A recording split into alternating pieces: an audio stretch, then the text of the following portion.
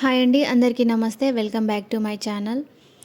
దేవి అమ్మవారు మనకి రెండవ రోజు బాలా త్రిపుర సుందరి దేవిగా దర్శనమిస్తారు. అమ్మవారికి నైవేద్యం పులిహోరగా సమర్పిస్తారు. పులిహోర తయారు చేయి విధానం: కుక్కర్ తీసుకొని ఒక కప్పు బౌల్లో రైస్ తీసుకొని వాష్ చేసుకొని 2 కప్స్ వాటర్ యాడ్ చేసుకోవాలండి. యాడ్ చేసుకొని కుక్కర్లో కొద్దిగా సాల్ట్, కొద్దిగా టర్మరిక్ పౌడర్, కొద్దిగా ఆయిల్ వేసుకొని 2 విజిల్స్ వచ్చే వరకు హై ఫ్లేమ్లో రైస్ని ఉడికించుకోవాలి. ఇలా చెప్పిన కొలతల ప్రకారం చేస్తే చాలా బాగుంటుంది.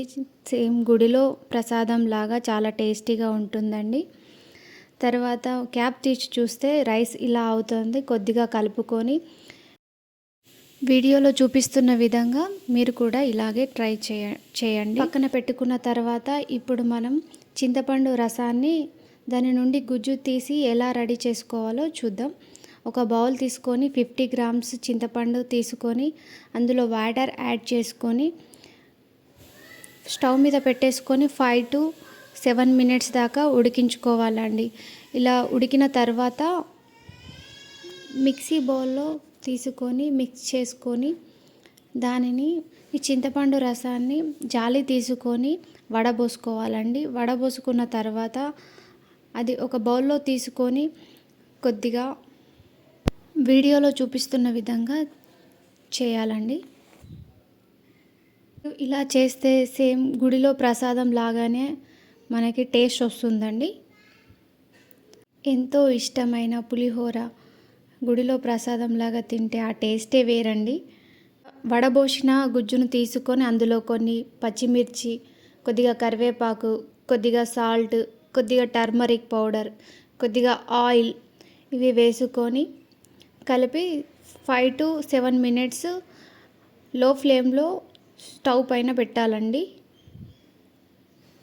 ఒక ప్యాన్ తీసుకొని పొడి తయారు చేసుకుందామండి. నువ్వులు, జీలకర్ర, మెంతులు, మిరియాలు, ధనియాలు ఇవన్నీ వేసుకొని కొద్దిగా వేంపుకోవాలండి. ప్యాన్లో వేంపుకున్న తర్వాత మిక్సింగ్ బౌల్లో మిక్స్ చేసుకోవాలి. మిక్స్ చేసుకున్న పొడిని రైస్లో కలుపుకోవాలండి. సేమ్ గుడిలో ప్రసాదం టేస్ట్ లాగానే వస్తుంది. మెంతులు వేయడం ద్వారా చేదేం రాదండి.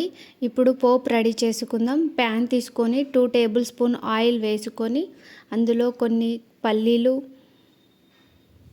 వేసుకొని కలుపుతూ ఉండాలి. కొద్దిగా బ్రౌన్ కలర్ వచ్చేదాకా కలపాలి. తర్వాత ఆవాలు, మినపగుళ్ళు, 2-3 పచ్చిమిర్చి, ఎండుమిర్చి 1 by 1 వేసుకోవాలి. కొద్దిగా కరివేపాకు, దోరగా వేంపుకోవాలండి.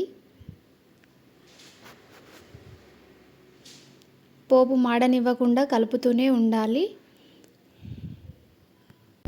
మనం తీసుకున్న రైస్లోకి పొడిని యాడ్ చేసుకొని కలపాలండి. చేతితో కలపాలి.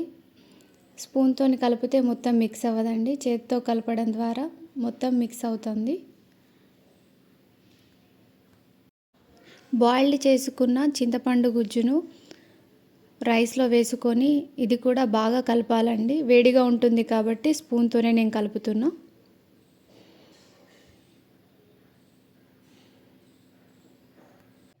ప్రిపేర్ చేసుకున్న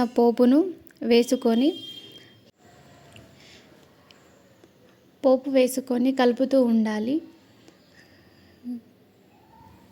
మనం వేసిన మిశ్రమాలన్నీ రైస్కి పట్టేలాగా కలపాలండి. అంతేనండి, ఎంతో టేస్టీ గుడిలో ప్రసాదం ready. Please do subscribe my channel.